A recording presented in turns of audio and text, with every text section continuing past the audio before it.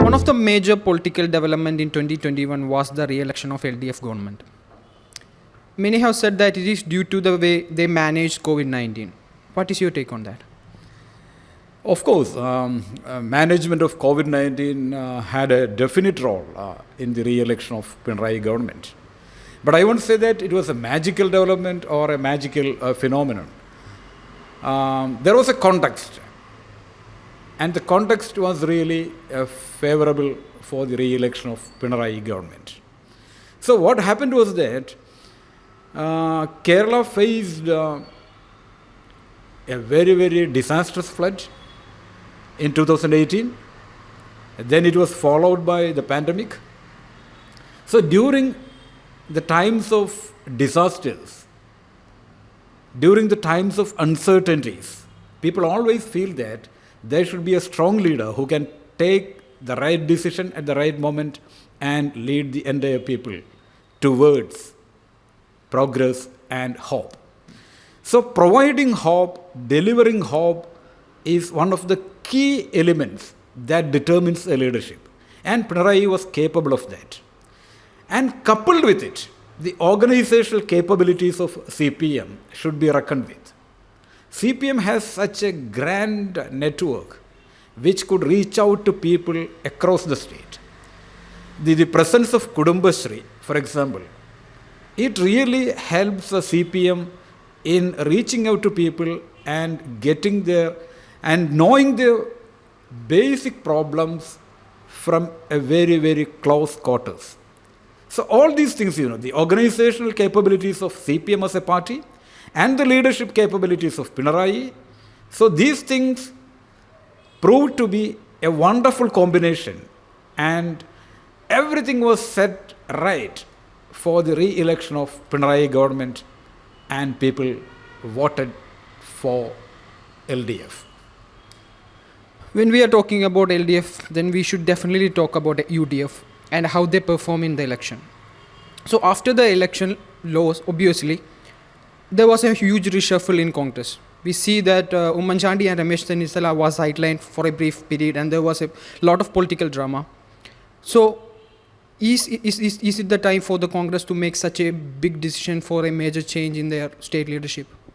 You see, every election carries a message. If you win the election, you are the savior and you will be hailed as a great leader. Unfortunately, both Oommen Chandy and Ramesh Chennisthala couldn't deliver what they promised. And I think the High Command, the Congress High Command too bungled, because they were in a confusion. They couldn't decide who should lead the Congress as a party in the state of Kerala.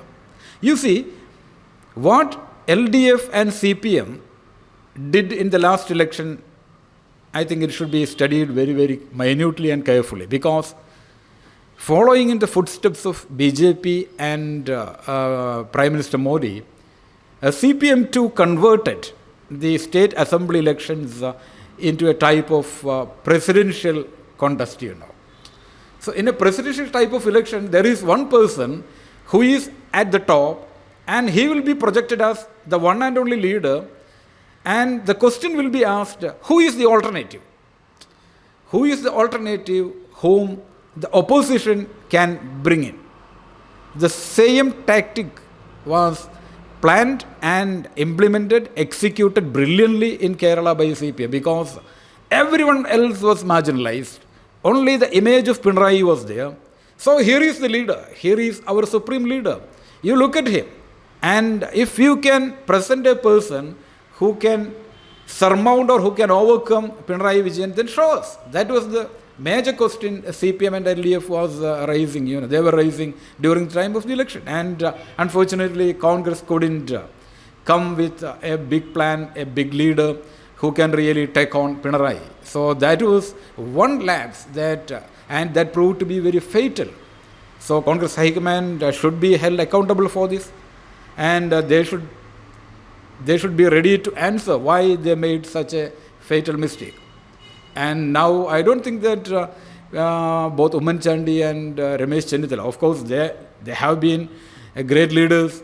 They provided great insights to the party cadres. But at that moment of, that critical juncture, they failed to deliver. And now V.D. Sadishan and K. Sudhakaran have taken over. So what will Ummanchandi and Ramesh Chennithila will do? That's a question indeed.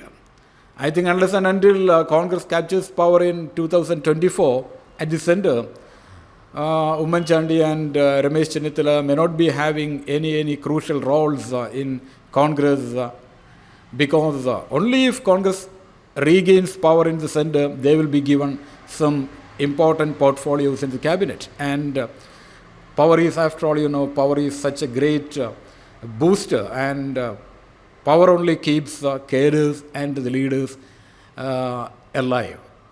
And in the absence of power, both in the party structure and in the government, Ummanchandi and Ramesh Chennithila will find it very difficult to enthuse the cadres, to motivate the cadres, and now their roles, will be more or less confined to that of an advisor. Coming back to LDF, one of the major moves they did before the election was bringing Jose K. Mani. It was such a big move for the young leader. So how did you think that LDF will be able to manage factions like Kerala Congress and Samasta under a single fold?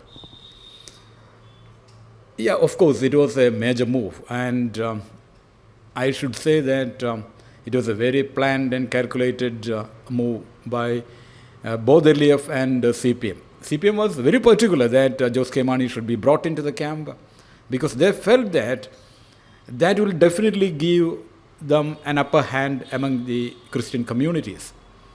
And the plan, the plan that CPM had in their mind, they thought that when they present a strategy to counter, to oppose, to fight the Sangh Parivar forces in Kerala, the minority communities will definitely be attracted. And to give a fillip to it, to give a boost to it, they needed the presence of a prominent face from the Christian communities. And they zeroed in on Jose K. Mani. But I won't say that this was an ideological move. This was a strategical move, this was a tactical move, but it has nothing to do with ideology, because ideologically, Jose K. Mani and CPM, they don't have anything in common. What really forced both these parties, both LDF and Kerala Congress group led by Jose K. Mani, was pure economic interest. It was also pushed by the need for surviving in the Kerala political arena. So what really happened in the end? Did the entry of Jose K. Mani into the LDF camp really give the necessary boost to the party in Kerala? That is a question.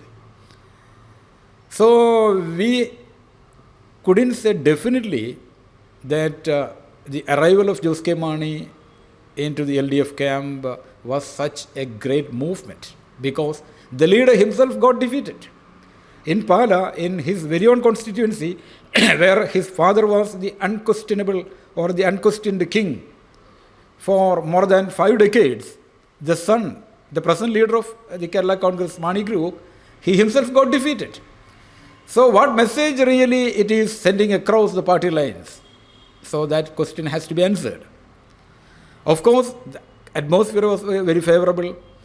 LDF really got support from the Muslim community, the Christian community. But what role Jose K. Mani really played in that? I think only the next election will tell us if Jose K. Mani is really a vote catcher for LDF and CPM. While talking about Kottayam and obviously the Christian communities, we have seen in the last election that BJP is trying to get the support of Christian communities. They are keen on getting more votes from that particular community. Yes. But in the election, we have seen BJP fail to win any seat. So what's your take on that? BJP had such a mega plan for Kerala. And one strategy was that they should get into the vote bank of the Christian communities, because they know that by no means the Muslim community will have any orientation towards RSS or the Sangh Parivar forces. So they aimed at capturing the mind and imagination of the Christian communities. And some leaders like Alphonse Kandandanam, they were deployed. And the top brass of RSS and BJP, they were really particular that the Christian communities should be attracted towards BJP and RSS. And they sought the help of the Christian church leaders in Kerala. But it didn't work out. BJP has got an image trap in Kerala, because the ideological association of Sangh Parivar, even though RSS claims that it is only a cultural organization, and we should also recall the fact that RSS has most number of shakhas in Kerala. In India, Kerala is one of the strongest bases for RSS. I think it has such a huge network in Kerala that they have a very, very, very remarkable presence in Kerala.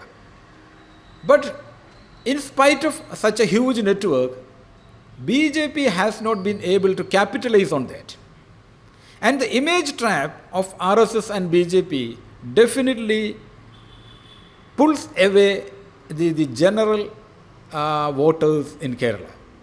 And in order to overcome this image trap, the BJP top brass, they planned that, and they deployed some very, very prominent leaders within the party to approach the Christian communities, the Christian church leaders, and somehow they wanted all these forces to be with them.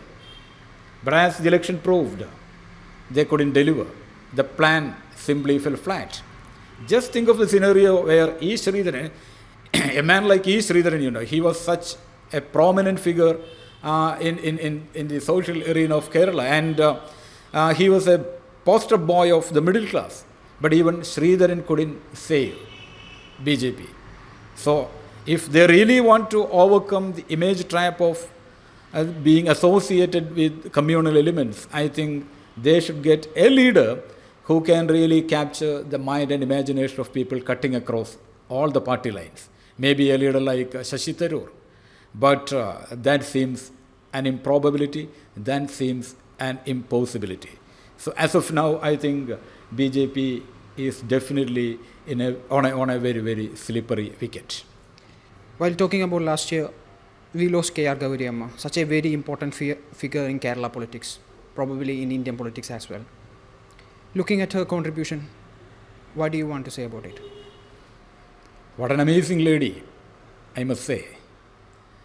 Gauriyamma was indeed an iconic leader, a phenomenal personality who always motivated, inspired millions of Keralites. The way he fought for women empowerment, and the way she stood up for the marginalized community, including the Adivasis, it was amazing. I think CPM and LDF really committed a historical blunder when in 1987 they failed to make her the Chief Minister of Kerala. Gauriyamma was such a brilliant administrator, a political leader who always took the people with her. Just remember, even though she split with CPM, she parted from the CPM camp, she was still a gigantic leader, a leader of immense proportions as far as Kerala was concerned.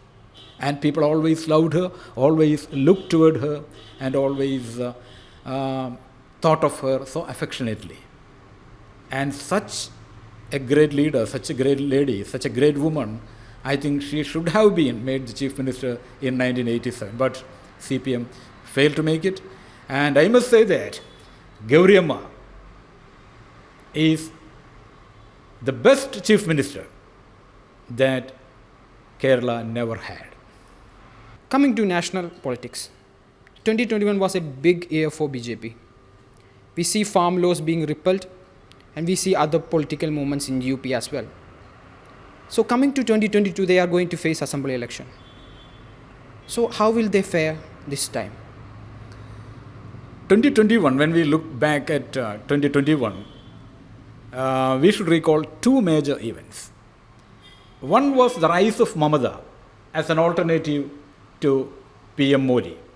The way she single-handedly managed the grand victory in Bengal was mind-boggling, because BJP, the Modi-Amit Shah combination, they deployed huge resources in the Bengal election, because that was a prestigious issue for BJP. They wanted somehow to come to power in Bengal, from where the founder of Jan Sangh, Shyama Prasad Mukherjee, hailed. And we must also remember that 2021 was the 50th, the golden jubilee of Bangladesh war. So it was such a crucial year, and BJP was determined to capture power in Bengal, but Mamata just defeated all their plans. And it was amazing. So the rise of Mamata and the way she really took on herself, the way she really wanted to come into the national political scene, that was also very crucial. And along with this, the repeal of the farm laws. So these two events, I think, definitely provide a ray of hope as far as Indian democracy is concerned, because both these developments, the rise of Mamata, the victory in Bengal, and the repeal of farm laws, they simply prove one fact, that there is an anti-venom to the poison spread by the Hindutva brigade. Because in all the other issues, just take, for example, the CAA, the bifurcation of Jammu and Kashmir, neutralization of Article 370. In all these issues, there were huge struggles, there were huge protests across the nation, but no struggle, nothing could succeed, because BJP and RSS faced all these struggles, with the support of their ultimate weapon, that is Hindutva. But Hindutva couldn't win against Mamata and the farmers. So these two incidents, these two major developments, the rise of Mamata and the repeal of farm laws, in fact, they provide the much needed hope to Indian democracy. And I think 2022, when the crucial elections in UP, Goa and Uttarakhand, Punjab, of course Punjab. So all these states are going to election, and BJP, I think, will have a tough time. Of course, UP, I think, presents a different scenario, because the opposition is still divided. But if the opposition is learning a lesson, and if the opposition is ready to capitalize on the victory march by the farmers, I think the scenario will be different, and BJP has real tough days ahead.